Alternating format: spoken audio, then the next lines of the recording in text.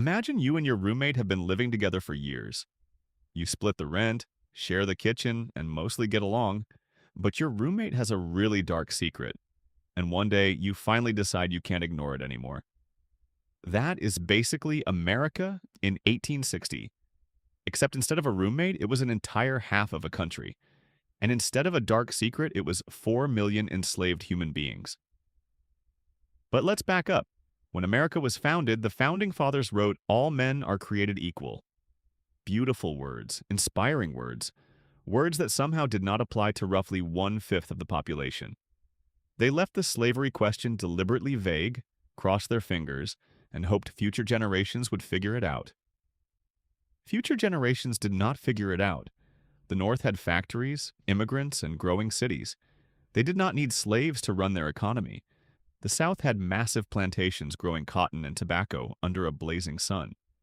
They did not want to run their economy without slaves, and so two completely different cultures developed inside one country, getting more suspicious and more irritated with every passing year.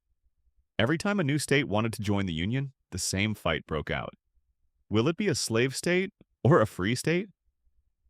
Politicians made deals, drew lines on maps, shook hands, and promised the issue was settled forever. Then a new state would apply and the whole circus started again. By the 1850s, people were not just arguing in Congress anymore. They were hitting each other with canes on the Senate floor. They were shooting each other in the territories. A man named John Brown, who had failed at nearly everything in life, decided the solution was to personally start a revolution. He seized a government armory, freed some slaves, and waited for the South to rise up behind him. The South did not rise up behind him. He was captured, tried, and hanged. But the damage was done. The South was convinced the North was full of John Browns just waiting to come for them.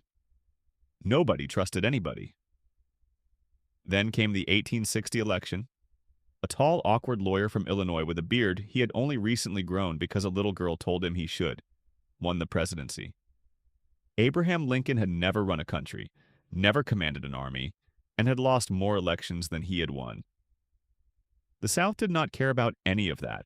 They heard the word Republican, and they were already packing their bags.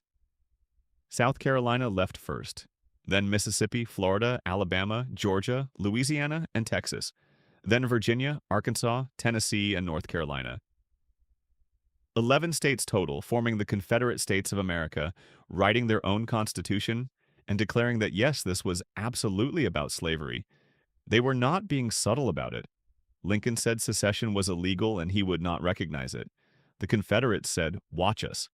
On April 12, 1861, Confederate forces opened fire on Fort Sumter in the harbor of Charleston, South Carolina.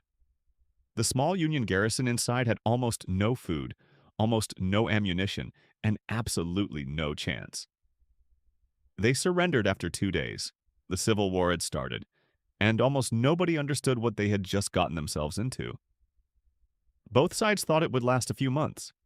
Northern men signed up imagining a quick adventure. Southern men signed up convinced one Southern soldier was worth 10 Northern ones, and this would be settled by summer. They were both spectacularly wrong. The Union had massive advantages. 22 million people in the North versus 9 million in the South. The Union had factories, railroads, a navy, and a functioning government. The Confederacy had cotton, confidence, and some very good generals. In the early part of the war, those generals made a serious difference. The first big battle happened at Bull Run in Virginia. Union troops marched south while civilians followed in carriages to watch what they assumed would be a quick, exciting show. Instead, Confederate General Stonewall Jackson held his ground so firmly that Union forces broke and ran, streaming back to Washington in a panicked mess, tangled up with the picnickers on the road. The show was over. The war was not. Lincoln needed better generals. What he got instead was George McClellan. McClellan was magnificent at organizing and drilling soldiers. He was completely useless at actually fighting.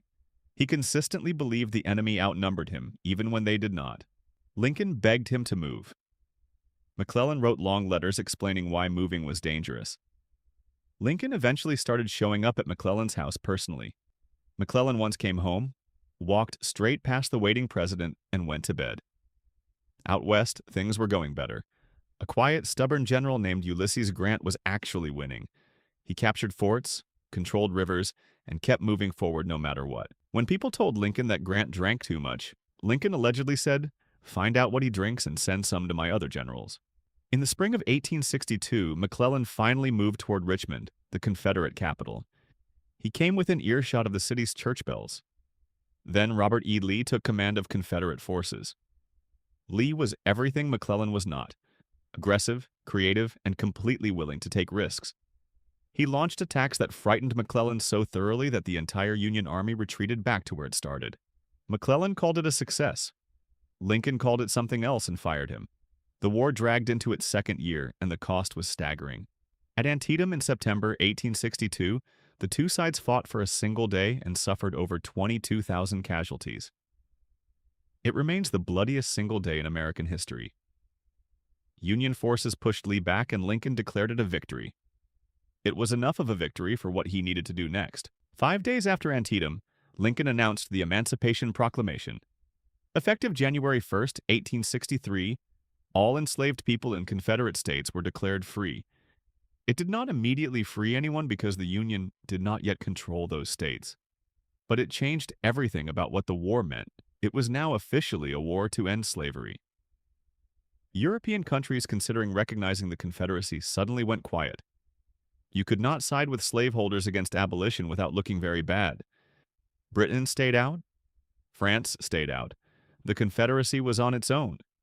Over 180,000 black men enlisted in the Union Army, fighting for the freedom of themselves and their families. At Gettysburg in July 1863, Lee invaded the North for the second time, hoping to break Northern morale and force a peace deal. For 3 days, the two armies tore each other apart. On the third day, Lee ordered a direct assault across nearly a mile of open ground toward the Union line. It went about as well as you would expect. The charge was devastated. Lee retreated and would never invade the North again. On that same day, July 4th, 1863, Grant captured Vicksburg on the Mississippi River, splitting the Confederacy in two. 2 victories in 1 day. Lincoln put Grant in charge of everything. Grant's strategy was simple and brutal: attack constantly, replace losses, and force the Confederates to do the same until they ran out of men. It was not elegant. It worked. Through the summer of 1864, Grant ground Lee's army down across Virginia. The casualties were horrifying, and Lincoln thought he was going to lose the election.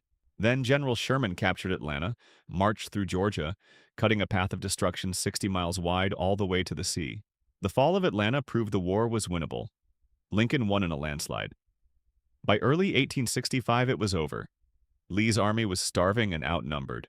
On April 9, 1865, Robert E. Lee surrendered to Ulysses Grant at a courthouse in Appomattox, Virginia.